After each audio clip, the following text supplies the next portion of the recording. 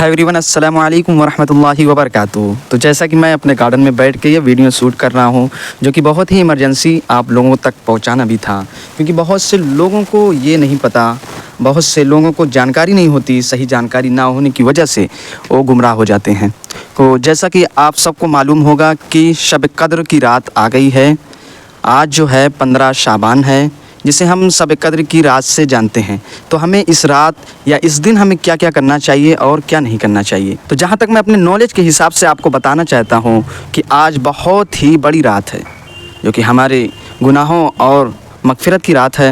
हम अपने अल्लाह से दुआ भी करें कि हमारे गुनाह और जो भी गलतियाँ हुई सब माफ़ फरमाएँ।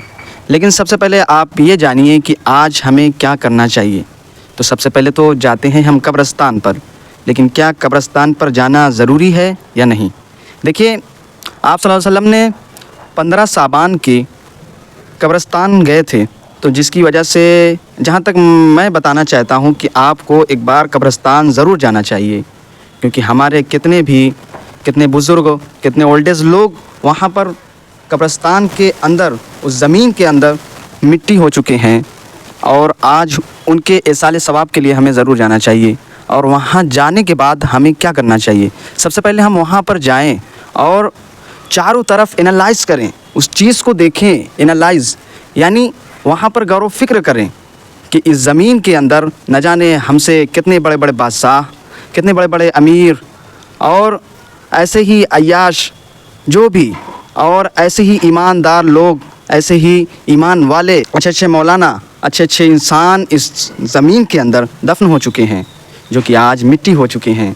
तो क्या पता अगला नंबर हमारा हो या आपका। तो इस चीज़ को वहाँ पर जाकर एनालाइज़ कीजिए। और फ़ातिहा क्या है, वहाँ जाने के बाद हमें 2-4 सूरत अपने जो इंतकाल फरमा गए, हमारे दादा हो, दादी हो, नाना हो, नानी हो, या हमारे ख़ानदान में जो भी हो, वहाँ पर हमें जाने के बाद सबसे आसान तरीका इसाले सवाब करने का ये है कि हमें दरूद शरीफ तो आता ही होगा इंशाअल्लाह, और नहीं आता है तो आप सुनिए सल्लल्लाहु अलैहि वसल्लम सल्लल्लाहु अलैहि वसल्लम सल्लल्लाहु अलैहि वसल्लम। ये छोटा दरूद है, जिसको छोटा दरूद भी कहा जाता है, या आप बड़ा दरूद भी पढ़ सकते हैं, अल्लाहुम्मा सल्ली अल्लाहुम्मा बारिक। लेकिन आसान तरीका जो मैं बता रहा हूँ, ये सल्लल्लाहु अलैहि वसल्लम आप 3 मरतबा पढ़िए। उसके बाद सूरह इखलास 3 मरतबा पढ़िए। सूरह इखलास कौन सी सूरत है, चलिए मैं आपको पढ़कर बताता हूँ। औज़ु बिल्लाहि मिनश शैतानिर रजीम, बिस्मिल्लाहिर रहमानिर रहीम। कुल हुवल्लाहु अहद, अल्लाहुस समद, लम यलिद वलम यूलद वलम यकुल लहू कुफुवन अहद। हम अगर सूरह इखलास को 3 मरतबा पढ़ लेंगे तो ये एक कुरान के बराबर का सवाब होता है। तो आप दरूद शरीफ के बाद सूरह इखलास 3 मरतबा पढ़ेंगे, उसके बाद फिर दरूद शरीफ पढ़ेंगे 3 मरतबा, उसके बाद अपने सिंपल लैंग्वेज में, अपनी आम भाषा में, आप जैसे बात करते हैं, आप जैसे लोगों से बातचीत करते हैं, उस तरीके से आप हाथ उठाएं और अल्लाह से दुआ करें कि अल्लाह, जो मैंने अभी जो कुछ पढ़ा, या आपने कुछ पहले से पढ़ा होगा, या अल्लाह जो मैंने अभी पढ़ा या जो पहले से 2-4 पारा जो भी पढ़ा होगा, उसको लेकर आप ये कहेंगे कि इसमें जो गलती हुई हो उसे माफ़ अता फरमा कर मेरे फ़ला को, यानी जो आपके दादा हो, दादी हो, नाना हो, नानी हो, हमारे ख़ानदान में और पूरे उम्मत मुस्लिमा के लिए आप दुआ कीजिए, जिसकी वजह से आप सूरह इखलास 3 मरतबा पढ़ेंगे, जिसका सवाब तो एक कुरान के बराबर है। लेकिन आप अपने दादा को अगर बख्शेंगे तो उनको भी एक कुरान के बराबर सवाब मिलेगा, और अगर आप अपने दादा दादी को दोनों को बख्शेंगे तो आप उन दोनों के लिए एक कुरान के बराबर का सवाब भेज रहे हैं।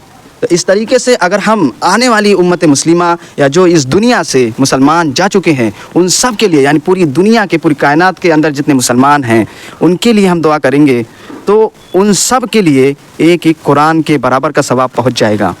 तो ये कितनी अच्छी बात है कि एक से फ़ायदा नहीं, हम हज़ारों लोगों, लाखों लोगों को फ़ायदा, या लाखों लोगों को ये चीज़ पहुंचा रहे हैं। तो पहला काम तो ये हो गया। दूसरा काम, आज के दिन पटाखा या ऐसे ही आतिशबाजियाँ नहीं करनी है। रात में क्या करना है, जब शब कद्र की रात लग जाती है, तो आप इस रात को क्या कर सकते हैं। मर्द हजरात के लिए भी है और औरतों के लिए भी है। आप इस वीडियो को देखिए और जानिए। देखिए, रात में पहले आप ये डिसाइड कीजिए कि आप इस रात, इस 15 शाबान की, इस शब कद्र की रात में आप कितना जाग सकते हैं। آپ 1 گھنٹہ جاگ سکتے ہیں کہ 2 گھنٹہ جاگ سکتے ہیں یا 3 گھنٹہ یا پوری رات جاگنا یہ مقصد نہیں ہونا چاہیے. مقصد یہ ہونا چاہیے ہم جتنی رات یعنی جتنی دیر ہم جاگ رہے ہیں ہم جتنا بھی جاگیں وہ عبادت میں گزاریں. نہیں تو اس سے اچھا اس سے بہتر طریقہ کہ آپ جا کر سو جائیے. تو آپ کو بات سمجھ میں آ رہی ہے؟ تو اگر ہم 2 گھنٹہ جاگ رہے ہیں 3 گھنٹہ جاگ رہے ہیں تو ہم عبادت میں گزاریں, نہ کہ آتش بازیاں یا روڈوں پہ چلنا یا جو ہے چائے کی ٹپوریوں پہ بیٹھنا. یہ سب نہیں ہونا چاہیے. ٹھیک ہے, آپ کو میری بات سمجھ میں آ رہی ہے؟ تو اس رات میں آپ ایک اپنا اصول بنائیے کہ ہم اگر 2 گھنٹہ جاگ رہے ہیں تو اس میں سے کچھ حصہ قرآن شریف پڑھنے میں, قرآن شریف کی تلاوت کرنے میں گزاریے, کچھ حصہ نفلی نمازوں میں پڑھنے کے میں گزاریے, اور کچھ حصہ درود شریف یا جو ہے استغفار میں گزاریے, اور اس میں سے کچھ حصہ دعاؤں کے لیے ضرور نکالیے. اور سب سے اہم اور ضروری بات, اس رات تہجد کی نماز ضرور پڑھیے, اور اس میں اپنے گناہوں کی مغفرت کے لیے, اپنے آج و اجداد کے لیے, جو بھی اس دنیا سے جا چکے ہیں ان سب کے لیے آپ دعا ضرور کیجیے گا. آپ میرے لیے بھی دعا کیجیے گا اور آنے والے امت مسلمہ کے لیے بھی دعا کیجیے گا. ایک چیز اور یہ سمجھیے کہ ہم اس رات میں کیا چیز پڑھ سکتے ہیں, کیسے عبادت کریں. تو سب سے آسان طریقہ کہ اگر آپ کی قضا نمازیں چھوٹی ہوئی ہو تو اس رات میں آپ اس قضا نماز کو پڑھیے, حالانکہ نفل نماز کو چھوڑ کر, کیونکہ ہماری جو فرض نماز ہے وہ پہلے ضروری ہے. تو ہماری جتنی بھی قضا نمازیں ہوئی ہوں, آپ اگر لسٹ بنائے ہوئے ہیں یا نہیں, جو بھی اپنے یادداشت کے مطابق جتنی بھی عبادت کرنا چاہتے ہیں, تو آپ پہلے قضا نماز پڑھیے اس رات میں, اور تہجد کی نماز ضرور پڑھنا ہے. اور دوسرا کام, قرآن شریف کی تلاوت ضرور کیجیے گا. امید ہے آپ کو اس موٹی موٹی باتیں سے آپ کو سمجھ میں آ گیا ہوگا, کیونکہ میں یہ ایمرجنسی ویڈیو بنا رہا تھا, کیونکہ بہت سے لوگوں کو صحیح طریقہ اور صحیح چیز نہیں پتہ ہے. تو یہ ویڈیو دیکھنے کے بعد آپ کا سارا ڈاؤٹ کلیئر ہو جائے گا. اگر پھر بھی کوئی ڈاؤٹ کلیئر نہیں ہو رہا ہے تو آپ کمنٹ ضرور کیجیے گا انشاءاللہ, یا میرے بایو میں جا کے انسٹاگرام کی لنک ہوگی, وہاں پر آپ مجھ سے رابطہ کر سکتے ہیں. ٹھیک ہے, ملتے ہیں کسی نیکسٹ اور نئی ویڈیو کے ساتھ. تب تک کے لیے اللہ حافظ. السلام علیکم ورحمۃ اللہ وبرکاتہ.